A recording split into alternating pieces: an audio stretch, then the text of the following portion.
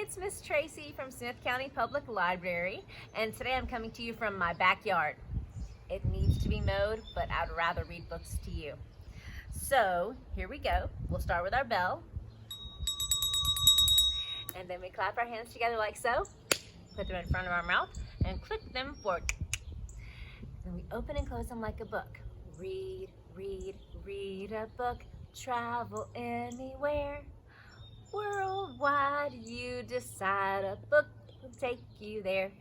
So my cats like me, and they like to be outside if I'm outside, or at the kitchen table if I'm at the kitchen table. It's sweet and sometimes really annoying. Today's book is called Carnivores. It's so funny. I absolutely love it.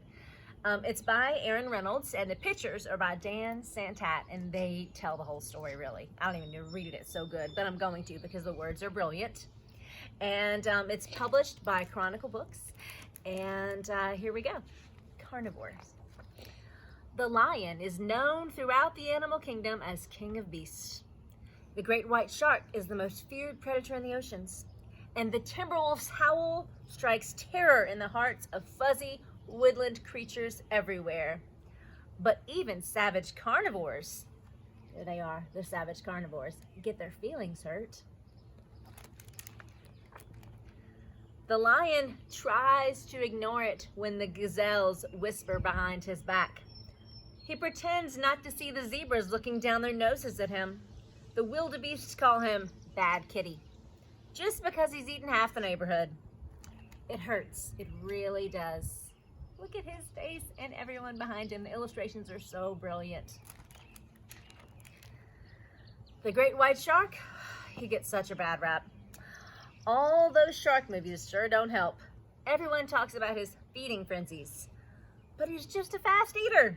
Really, nobody understands.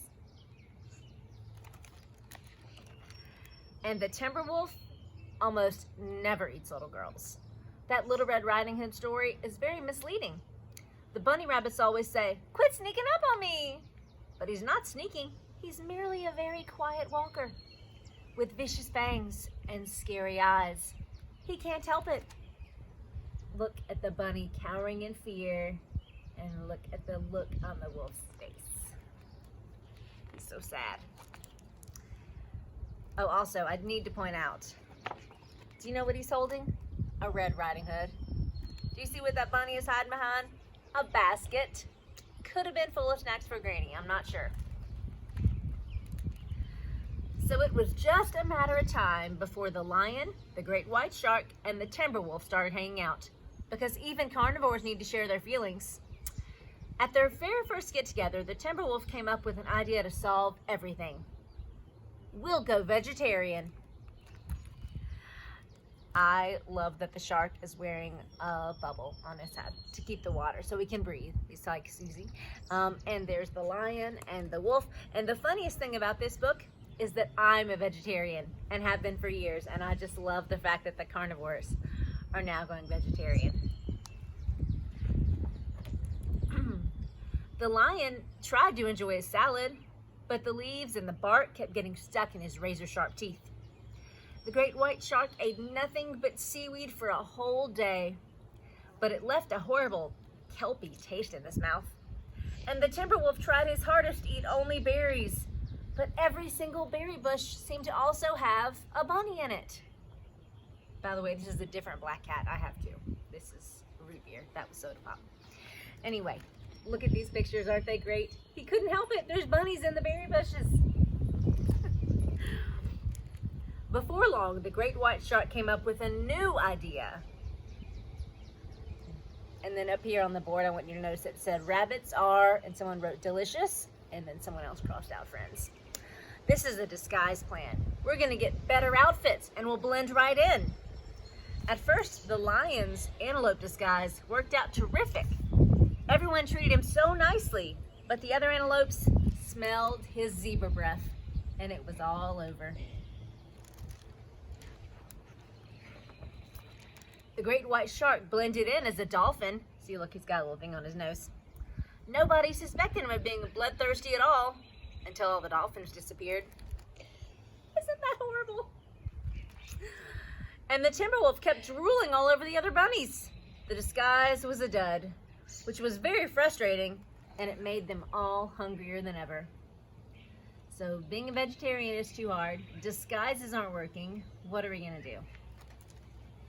Let's see what they come up with next. As a last resort, the lion invited the oldest and wisest carnivore he knew to come speak to the group. The great horned owl was happy to be included. "What should we do?" asked the lion. "Everyone's mean to us," said the great white shark. "I never know what to say," said the timber wolf. And look, they've gone 29 days without meat, maybe, I don't know. The owl smiled. "It used to hurt my feelings too, but now I remind myself, I'm not bad. I'm just a carnivore. Eating meat is just what I do." So there they are at their meeting. "I'm not bad," whispered the lion. "I'm a carnivore," confessed the great white shark. "Eating meat is just what I do," said the timber wolf. The wise old owl was brilliant. Are you ready? Turned out he was also delicious. Bet you didn't see that coming, did you? They ate him. They ate the owl. I can't believe it. But you know, look at the feathers everywhere. These days, things are different. The lion doesn't dread going to that watering hole anymore. When the zebras give him nasty looks, he smiles, his friendliest smile, and eats them. See the tail coming out his mouth?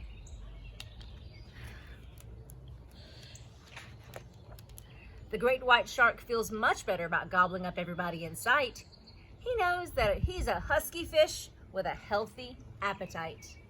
Look, I want you to see that he's got a sign that says free seed, and he's waiting for the seagulls to land on it. You know what happens when they land on it, right? He's gonna gobble them up, just like the lion did those zebras. And the timber wolf, whenever he gets the munchies, he doesn't think twice about grabbing a handful of bunnies. You know, they have really negative attitudes anyway.